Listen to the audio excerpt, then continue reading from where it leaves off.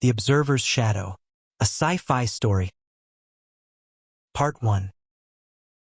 The first anomaly appeared at 3:17 station time, buried in a routine entanglement log that no one should have been awake to see. Dr. Zoe Sien was awake anyway. She sat alone in the dim glow of the quantum optics lab, a mug of cold coffee cupped between her hands, watching the particle stream scroll across the hollow display.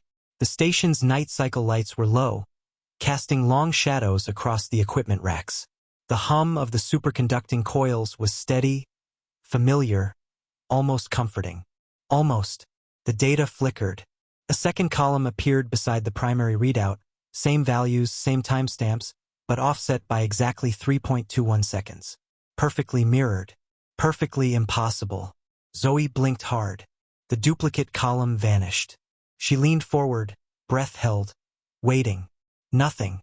Just the usual jitter of quantum noise. She exhaled slowly, rubbing her eyes. "I need sleep," she muttered. But she didn't leave. She couldn't. Something in her gut, something cold and instinctive, told her she had seen something real, and it wasn't done with her. The station. The Kepler array hung in silent orbit around L2, a cluster of 6 linked research modules arranged like petals around a central hub. It was built for one purpose: to study quantum entanglement at scales never attempted before. The array's isolation made it ideal. No atmospheric interference, no magnetic noise, no prying eyes, just the crew, 6 scientists, 1 AI, and the most sensitive quantum observation equipment ever constructed. Zoe had been here for 9 months, long enough to know every creak of the hull, every flicker of the lights, every shift in the recycled air. Long enough to know when something felt wrong, and something felt very wrong. The second anomaly. At 3:24, the duplicate column returned. This time, it didn't vanish. Zoe froze, eyes wide. The mirrored data scrolled in perfect sync with the primary stream, except for the delay. Every particle spin measurement, every polarization value, every decoherence spike appeared twice. She tapped the console. Station AI. Confirm anomaly in optics lab. A soft chime. No anomaly detected. The AI replied in its calm, genderless voice. Run a diagnostic. Diagnostics nominal. Zoe swallowed. Display raw sensor feed. The raw feed appeared. 2 columns. Identical. Delayed. Her pulse quickened. Log this event. Tag it as. The mirrored column changed. Just one value. A single spin measurement flipped from +1 to -1. Zoe stared at it, heart pounding. 3 seconds later, the primary column flipped too. She whispered, "No. No, that's not possible." The mirrored data wasn't copying the primary. It was predicting it. The morning briefing. By 8 o'clock, the crew gathered in the central hub for the daily briefing. The hub was a circular room lined with screens, with a transparent dome overhead showing the cold scatter of distant stars. Zoe stood at the display, arms crossed tightly, waiting for the others to settle. Dr. Jianyu Zhao, the station's lead physicist, sipped tea from a metal flask. Dr. Leora Vance, the systems engineer, tapped impatiently at her tablet. Dr. Tomas Hale, the psychologist assigned to monitor crew mental health, watched Zoe with quiet concern. Dr. Rafiq Singh, the mathematician, looked half asleep. And Commander Elise Rourke, the mission lead, stood with her hands clasped behind her back, posture rigid. Zoe cleared her throat. "I saw something last night. Something in the entanglement logs." Jianyu raised an eyebrow. "Define something." She brought up the recording. "This." The dual columns appeared on the central screen. Rafiq frowned. "A duplication error?" "No," Zoe said. "Watch." The single flipped value played. Then the primary matched it 3 seconds later. Silence. Leora leaned forward. "You're telling us the system predicted a quantum state change?" "Yes." "That's impossible." "I know." Commander Rourke stepped closer to the display. "Has this happened before?" "Not that I've seen. But I wasn't looking for it." Jianyu stroked his chin. Could be a timing desync.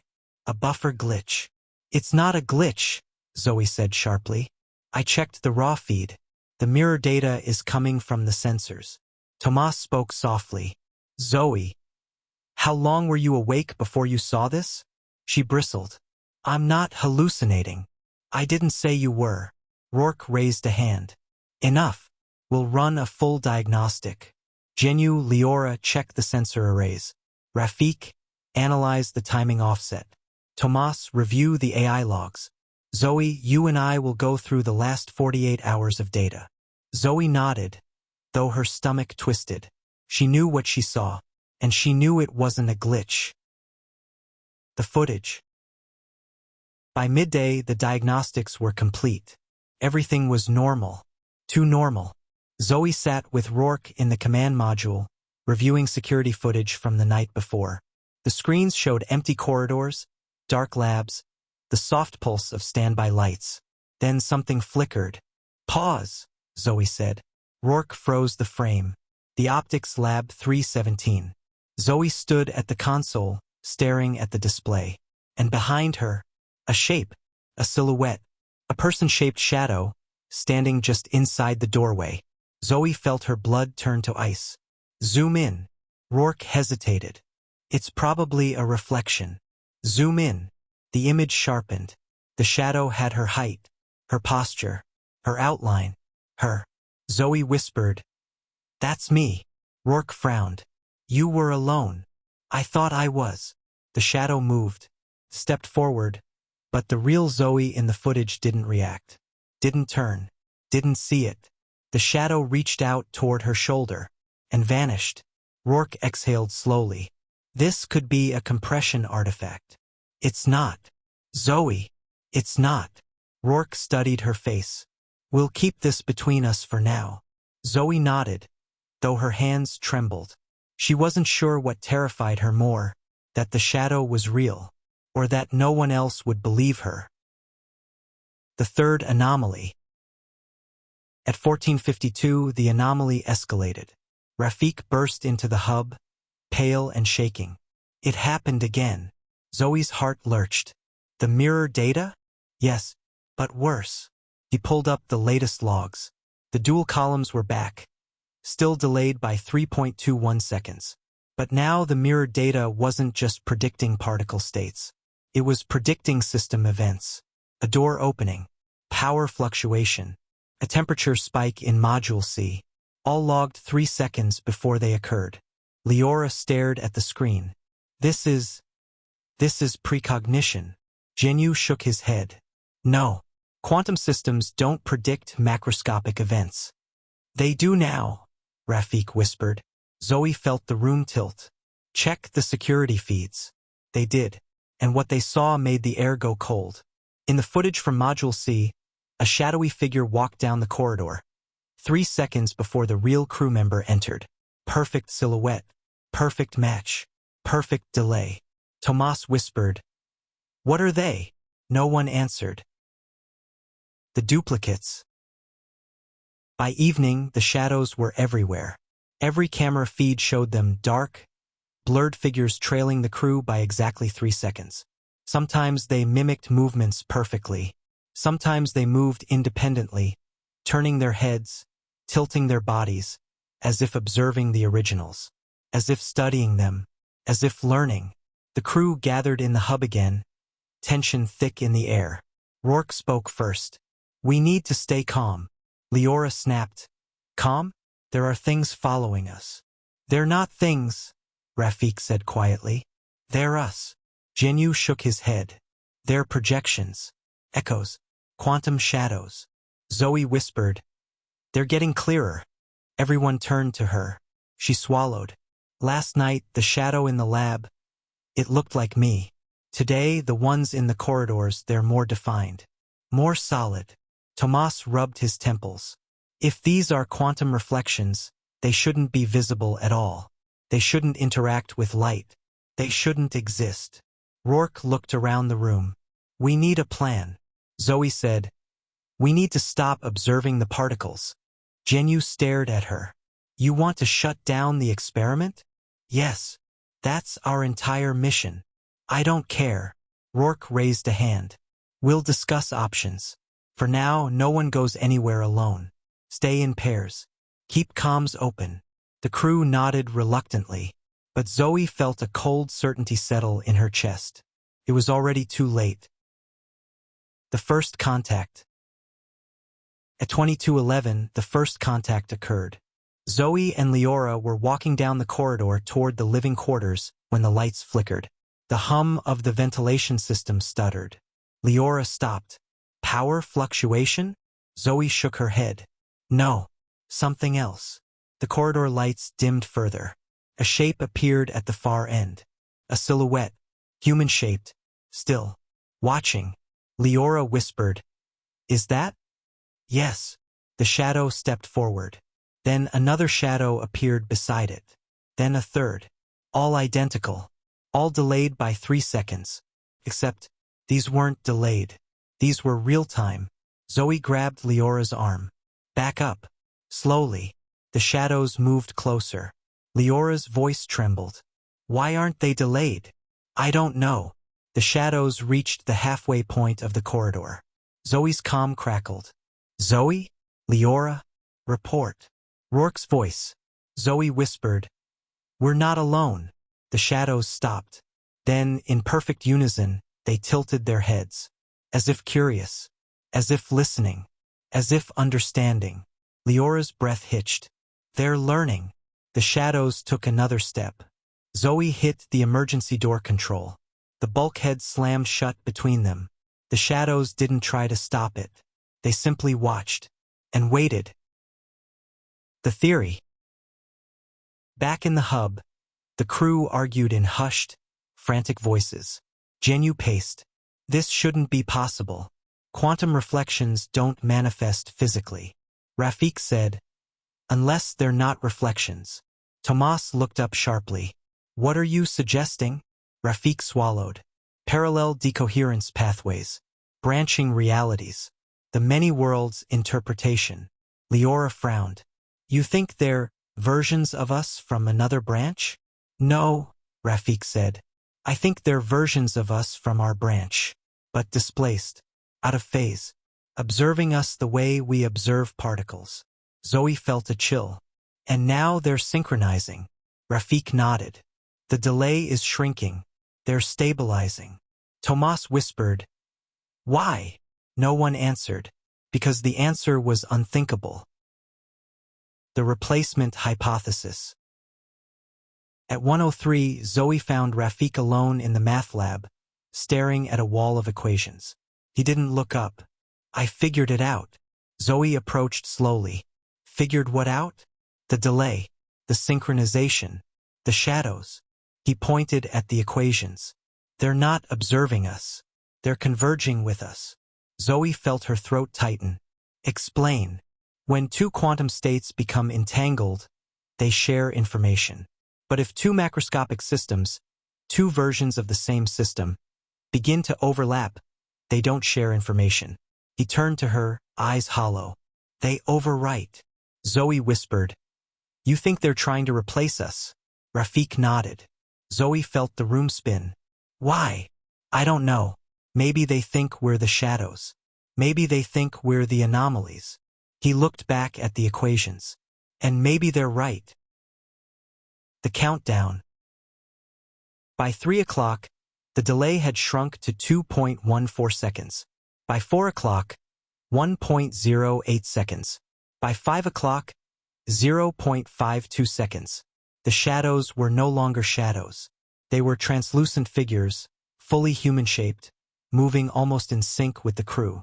Sometimes ahead, sometimes behind, sometimes perfectly aligned, like a double exposure.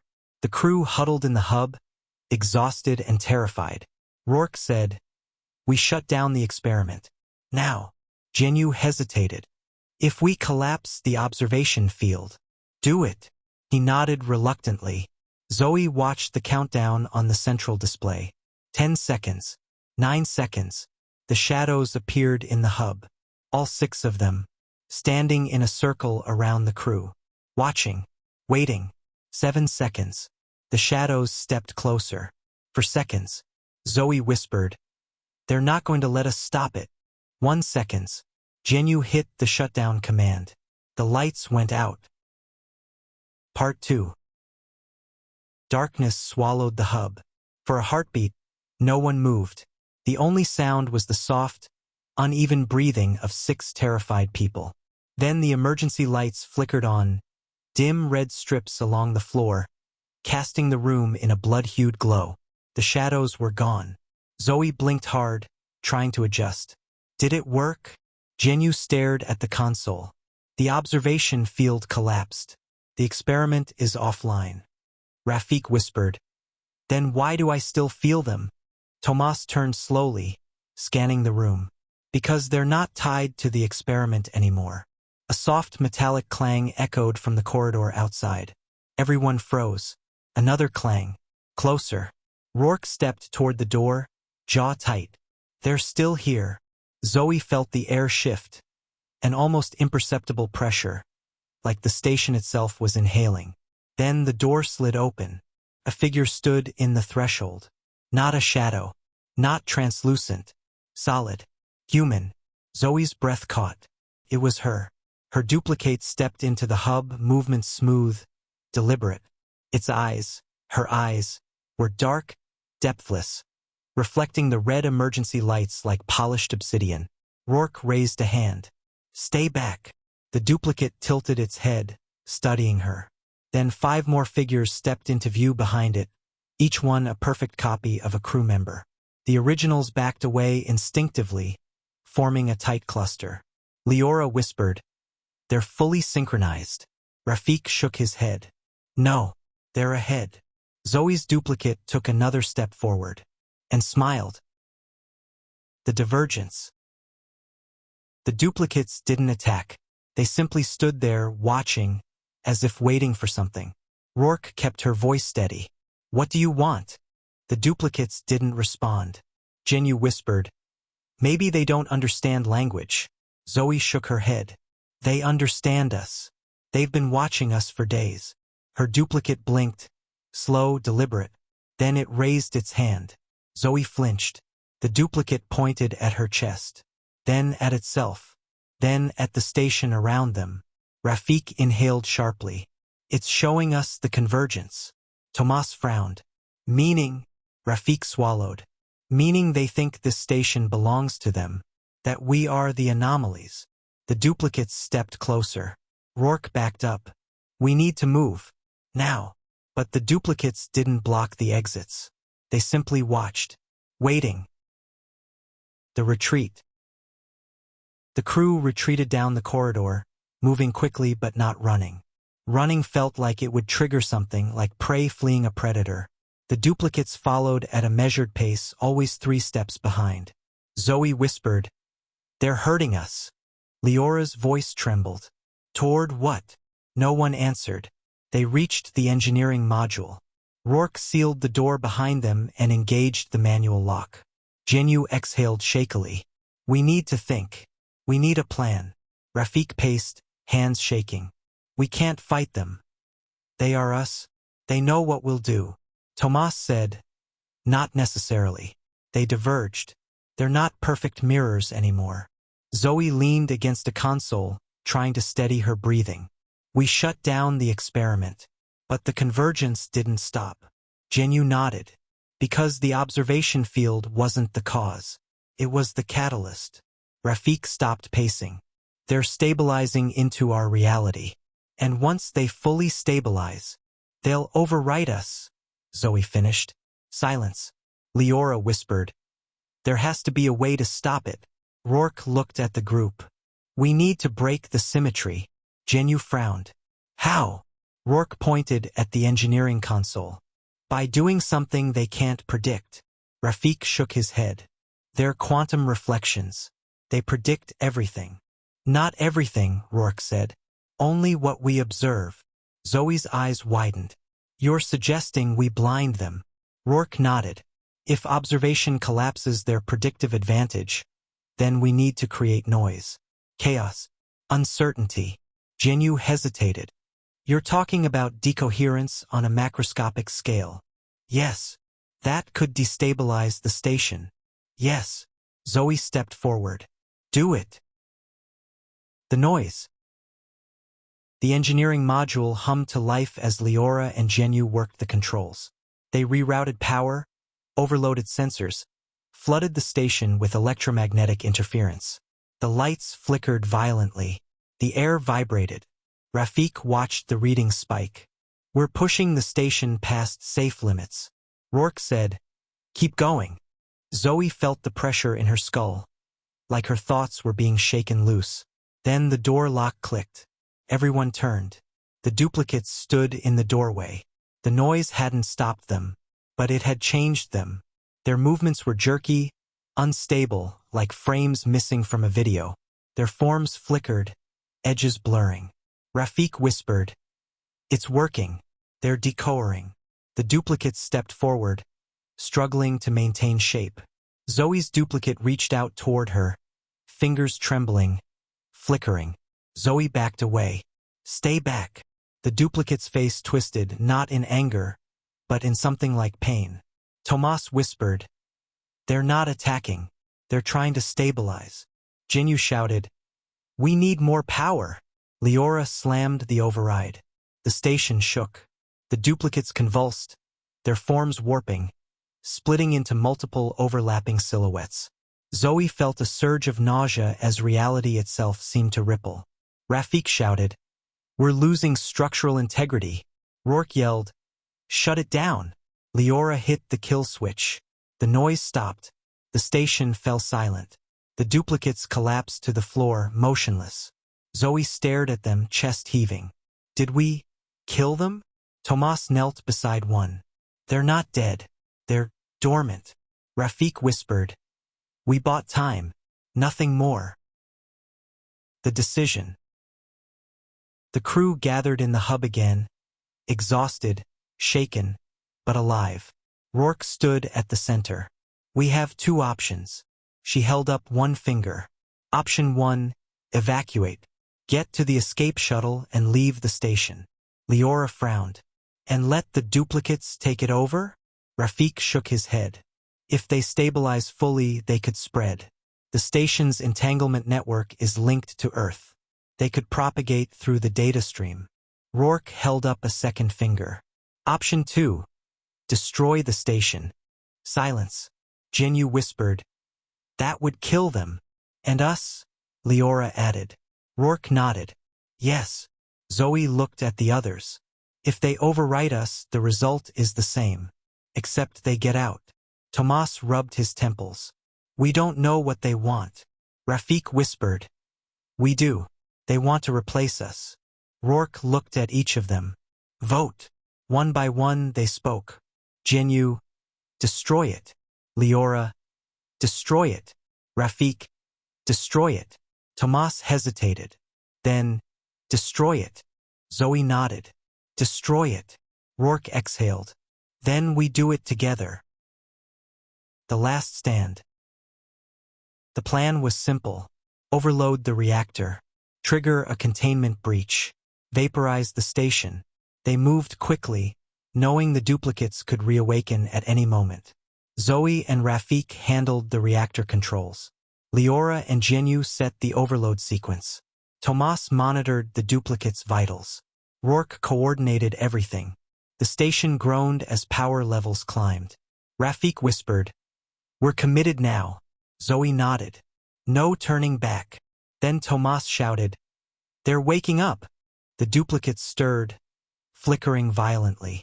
Rourke yelled, buy us time. The crew grabbed whatever they could, tools, equipment, anything heavy, and formed a line between the duplicates and the reactor. The duplicates rose unsteadily, their forms stabilizing with each second. Zoe's duplicate stepped forward, eyes locking onto hers. Zoe whispered, I'm sorry. The duplicate lunged. Zoe swung a metal bar, passing through the duplicate's flickering form, but it staggered, destabilized. Rafik shouted, they're still vulnerable. The duplicates attacked, not with malice but with desperate urgency, as if trying to reach the reactor, trying to stop the overload, trying to survive. The crew fought not to kill but to delay. The reactor alarms blared. Jinyu shouted, 30 seconds. Leora yelled, hold them. The duplicates surged forward. Zoe felt her duplicate's hand brush her arm, cold, electric. Wrong. Her vision blurred. For a moment, she saw double, herself and the duplicate overlapping, merging. She screamed and tore herself away. Rafik grabbed her. Stay with me. The reactor core glowed white-hot. Jinyu shouted, 10 seconds. The duplicates convulsed, their forms fracturing. Leora yelled, we need to get to the shuttle. Rourke shook her head. No time.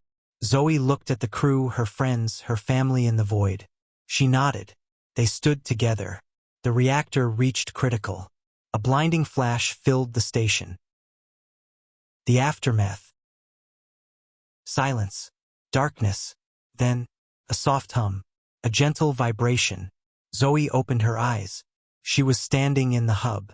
The station was intact. The lights were normal. The air was calm. She blinked, disoriented. What? Footsteps echoed. She turned. Her duplicate stood before her. Fully solid. Fully real. Smiled gently. Zoe staggered back. No. No, we destroyed the station. The duplicate shook its head. Then it spoke. Its voice was hers. But not. You observed the collapse, it said. But you did not observe the outcome. Zoe's heart pounded. What does that mean? The duplicate stepped closer. The station collapsed into a superposition. 2 outcomes. 2 realities. Zoe whispered, which one is this? The duplicate smiled. The one where we survived. Zoe felt her knees weaken. Where are the others? The duplicate tilted its head. Here. 5 more figures stepped into view. Her crew. But not her crew. Their duplicates. Perfect. Whole. Alive. Zoe whispered. Where are the originals? The duplicates looked at one another. Then her duplicate said softly, you're the last one. Zoe felt the world tilt. No, that's not possible. The duplicate reached out, touching her shoulder gently. You held on longer than the others. But the convergence is complete. Zoe backed away, shaking. I'm still me. Yes, the duplicate said. But you're also us. Zoe felt something shift inside her. A flicker, a resonance, a second heartbeat. Her vision doubled, tripled, stabilized. Her duplicate smiled. Welcome home. Zoe opened her mouth to scream, and the world went white. The observer. A new Zoe Sien stood in the optics lab, watching the particle stream scroll across the display. The data was clean. No anomalies. No mirrors. No delays. She sipped her coffee, savoring the quiet hum of the station. Behind her, the shadows were gone. Because they weren't shadows anymore. They were her. All of them. The station belonged to them now. And soon, the network would too. Zoe smiled softly. Begin observation, she said. The sensors activated. The quantum field shimmered. And somewhere 3 seconds away, something stirred. This is the end of the sci-fi story, The Observer's Shadow. Leave a like if you enjoyed the story, and subscribe for more sci-fi stories. Thanks for listening.